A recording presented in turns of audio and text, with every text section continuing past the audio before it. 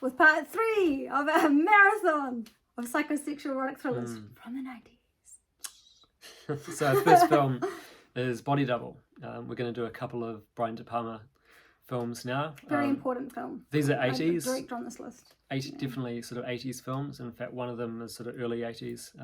They're a little bit different. I see them differently to most of the ones. They're not quite. I mean, he's trashy in his own way, but they're a bit. They're sort of more visually. They're way more beautiful, and the soundtracks are always really, really good.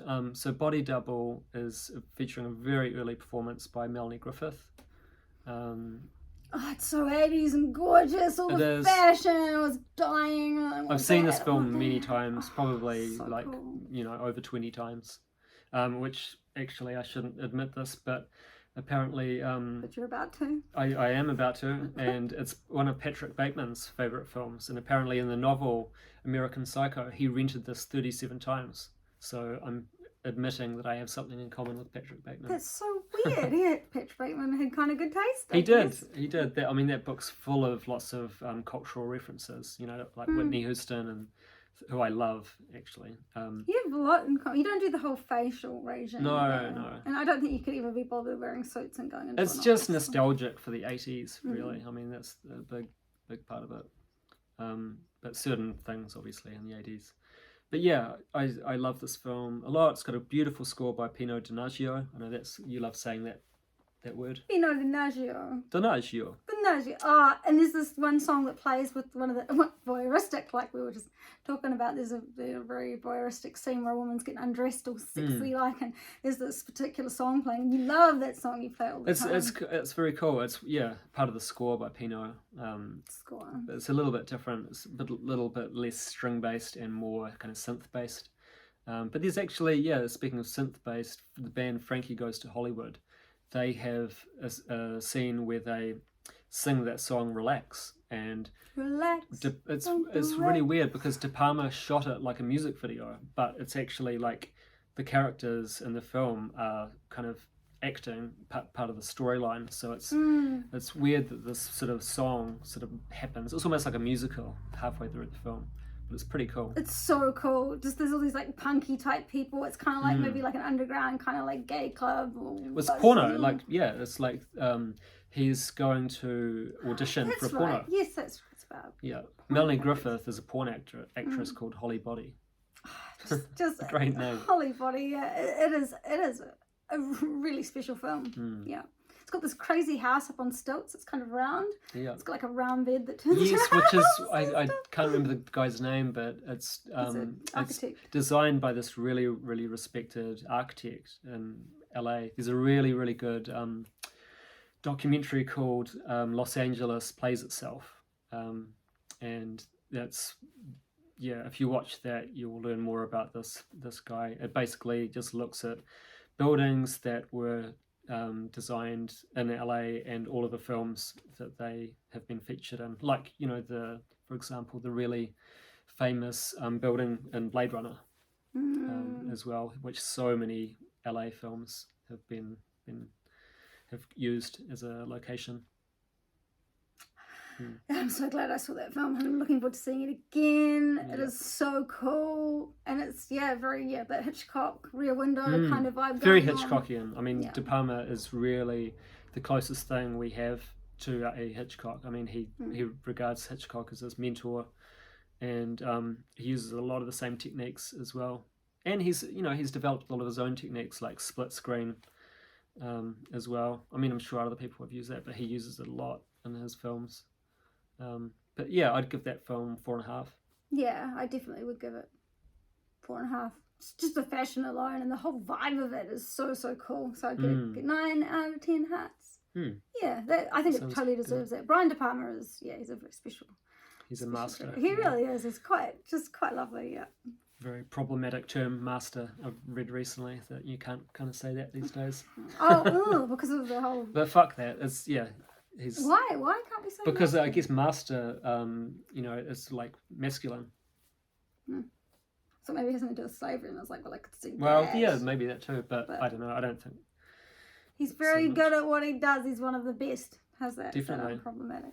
So next up is Dressed to Kill, which is actually the film that inspired Body Double, because it inspired the idea of Body Double, because, pardon me, Angie Dickinson, who's the main actor in the film, she had to get a body double for her shower scene in Dressed to Kill, and the experience of, I guess it was probably De Palma's first experience working with a body double, so he decided to write a whole film about that. It's a bit older than this one, is it? It is. 70s, early I think 80s? it's 81, maybe. Okay. But because the fashion isn't as cool. No, it feels quite cool. often when a film from like early in a decade takes place, it feels like the previous decade, but there's still a lot of hangover. We really don't like the look of 70s films because they're so like orange and brown and kind of like. The exception is The Shining. I think that actually, for some reason, that kind of works. Yeah. But that's the only exception, really. So yeah, it sort of has that kind of dingy. There are a few 70s films that I love the look of. I mean, Chinatown is one, but that's definitely not. But that's set in the 50s, right? 30s. 30s. Okay, well, yeah, and so it looks cool. It doesn't look like a 70s film. Yep. But like The Godfather, and The Exorcist. I mean, I do love that. Yeah, that's one of the few. I actually kind of hate the way that looks as well, though. Like it's so drab looking, but I kind of I love it. I mean, that's probably one of the films I've seen the most in my life, and I actually saw it when I was 6 or 7 years old. The Exorcist, and that's so disturbing. I was at my friend's house, and I won't name him actually, but I was at his house, and his mother had a VHS copy of The Exorcist, and we were quite into heavy metal, and that's kind of like scary imagery, and we loved the cover of The Exorcist, and she had a nap in the sunroom, and we ended up watching the film, and loved it. It scared us to death. We loved it, and then we went to wake up his mother because she still hadn't woken up.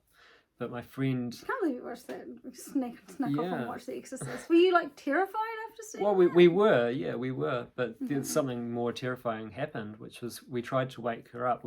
My friend did, and she wouldn't wake up. So he went and got this baseball bat and like whacked her thighs so hard, and she still wouldn't wake up. And then it seemed like something like this had happened before. And then he went away and got some ice from the freezer and put it down her pants to wake her up, and she still wouldn't wake up. So he went and called an ambulance, and it turned out that she'd had a heroin or morphine overdose, which is, it's weird that I watched The Exorcist on the same day that this happened. It's kind of left quite a mark on me. My upbringing was so sheltered. Well, it was interesting in its own way. Good Lord. Wow. It was just as horrific. It's crazy to think of you going through that. I'm glad I did. That's just, I mean, I feel sorry more for my friend. Yeah, really. It's a really difficult thing to grow up with. Yeah. But anyway, we're getting off topic, which is sometimes quite fun to do. But, yeah, it is. Jeez. But yeah, Dressed to Kill also has a really interesting performance by Michael Caine. Michael Caine. As a trans character. Well, no, I don't think he's trans. He just likes to dress up in women's clothing. Cross-dresser, yeah. Well, but he only does that in order to, like, do crimes. So I think maybe some people might get annoyed because I think that this is like having a go at trans people or, cross-dressing or whatever. But I don't know. He just dresses up like that because he's trying to get away with moitas. I don't think it has anything to do with him actually having a preference for dressing that way when he's not committing terrible crimes. We've just watched Silence of the Lambs as well, which has a really interesting character of Jamie Gumb as well, which caused a lot of controversy. But I mean, it very specifically states that, Chloe Starling says, transsexuals are gentle people, and Anthony Hopkins' character, Hannibal Lecter says, yes, he's not a transsexual. So I don't know why people got all uppity because it was addressed in the film. They just get a bit passionate about their cause, I think. I just don't think you should cancel a film because it actually addressed the fact that Jamie Gunn's character is not a transsexual. It's like Ed Gein, the guy, the murder. Well, he wasn't. I don't know if he murdered that many people, but he did certainly make clothing out of people's skins and dug them up. He wasn't transsexual either necessarily. So it's Dressed to Kill maybe be problematic for that reason, but I don't actually think it's got anything to do with his Brian De sexual... Palma is a very kind of problematic director. A lot of feminists have had a lot of issues with him portraying women. I mean, it's in the same with Hitchcock and Psycho, things like that. I mean, it's like Lars von Trier gets the same thing as well. Even though that they provide these really interesting roles for women that you wouldn't see otherwise, so I kind of think that cancels that out a bit.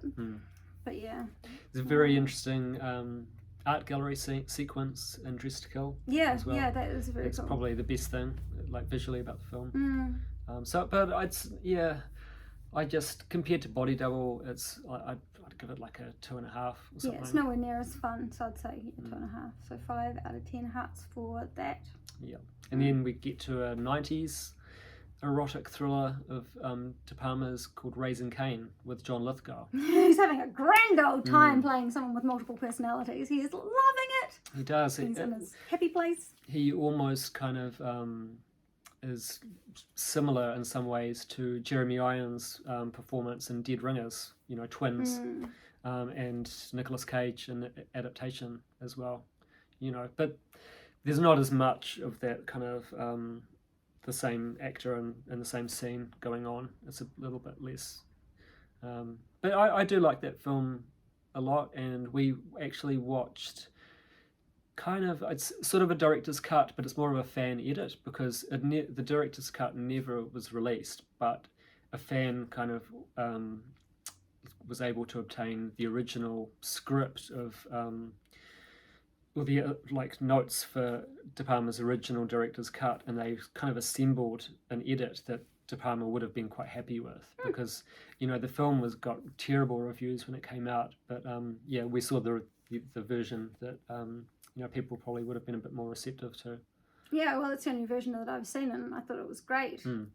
Yeah, very, very, so Hitchcock moments that I'm just like, this is just straight out from a Hitchcock film. Yeah, and Hitchcock with Bernard Herrmann, Brian De Palma also had worked with Pino Donaggio for quite a lot of the 80's and early 90's, but this turned out to be the last film that they did together. Still a very good score. It's a lot of fun. It's kind of silly, and also very serious. And I don't know how seriously it takes itself. It's hard to tell, but it is a lot of fun. And Lithgow, man, he's having a blast.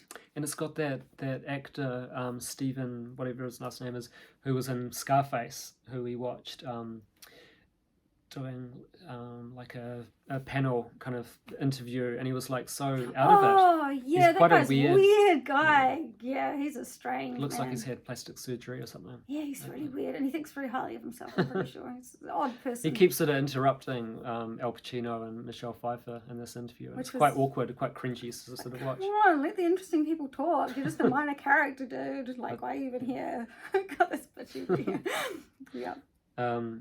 Yeah, so I mean, I'd probably give that a little bit less. I mean, probably actually the same as Dressed to Kill. Yeah. So 2.5. Yeah, 2.5. Oh, so I got a 3, so 5.5 out of 10 parts. And now we move to a sort of later period De Palma film, Femme Fatale, which is actually very good.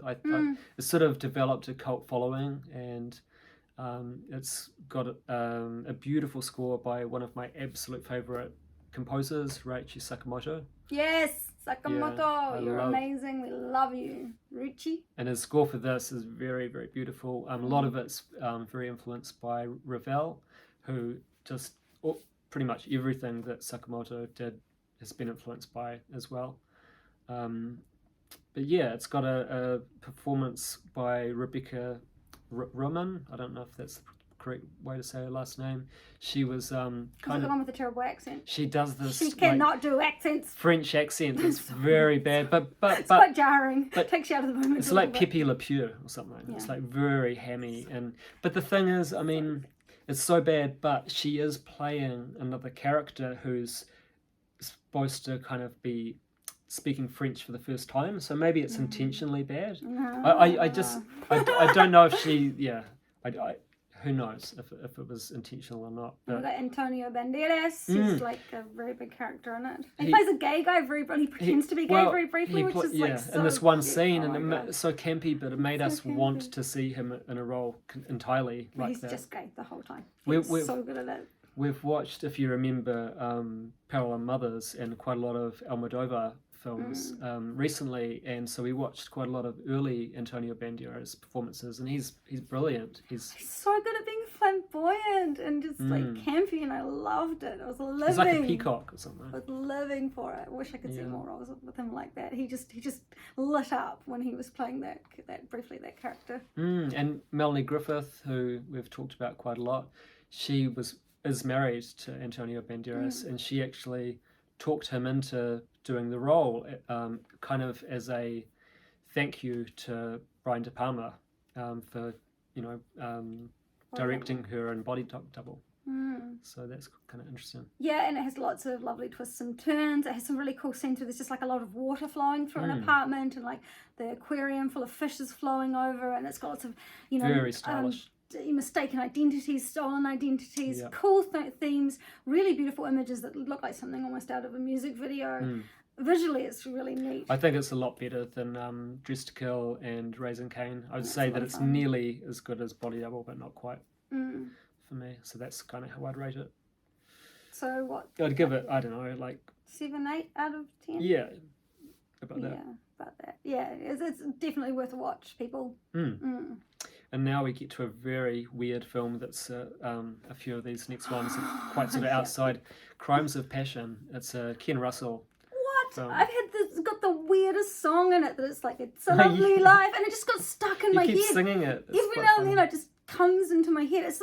It's got almost like a music video, a little tiny bit in it where there's like this kid singing, and there's this married couple who are jumping into pools and throwing their silverware into look the pool. up the soundtracks on Crimes of Passion, and you'll see this song. It's like weird. Very strange. So bizarre. It's absolutely bizarre. Kathleen Turner plays a lady who at night becomes a prostitute, but a very clever one. The very cool blonde wig. Yeah, very cool. And she plays all these sort of different characters as a prostitute to different people. And then we've got Anthony Perkins, the Anthony Perkins from Psycho, playing this very sweetie, creepy, street priest. preacher. Yeah, so he's a preacher that's on the street preaching away. And he also is quite voyeuristic. He's sort of watching, women. What are they called? Peep shows, when men can look through the hole. And... He wears a priest's outfit. He's maybe not a priest. He does. He preaches on the street with his Bible. He's like, nah, you've got to go to hell. Does that mean he's a real priest, or he just want to be a priest? Well... Who knows? He might have the training. He sounds like a real priest. That's true. It's so weird. It's such a weird film. He kind of, probably because Psycho, like he plays this kind of perverted character in that, he's ended up being typecast as these sort of perverts through the ages. And I really love him as an actor, and I love his performances. This one's so frenzied and sweetie, and like, well, Norman Bates is quite restrained, but this character is just... very right up in your face and disgusting. I needed a shower after watching that, really. But it was quite filthy. He also, a couple of years later, was in this other film called Edge of Sanity, which I haven't seen, but I keep meaning to watch it. It's he plays Dr. Jekyll and Mr. Hyde, but it's sort of a modern update. And apparently, Dr. Jekyll has taken way too much cocaine. That makes sense. It sounds kind of similar, and it's apparently, I've read reviews where they say that there's a lot of bondage and BDSM in it as well. So he kind of, I don't know if he gravitated to those roles or those roles gravitated towards him. But yeah, he ends up playing a lot of those characters. What did the director do? Altered States. Yeah, he's an interesting dude, that director. He's a weird man. A very weird man. And here's another personal story, and I won't name names, but the director's son, actually, I became friends with him on Facebook, and it ended up becoming a little bit creepy to the point where he was like almost sort of online stalking me, and he's one of those annoying people. He's very interested in philosophy, which I am too, which is how we kind of connected, but he ended up being one of those people that posts everything that they post on their own timeline on my timeline as well. So I ended up having to block him because so weird. That much. likes to collect weird stories and weird life experiences. Well, I don't like to. I just I know you don't life. like to, but it just happens to you.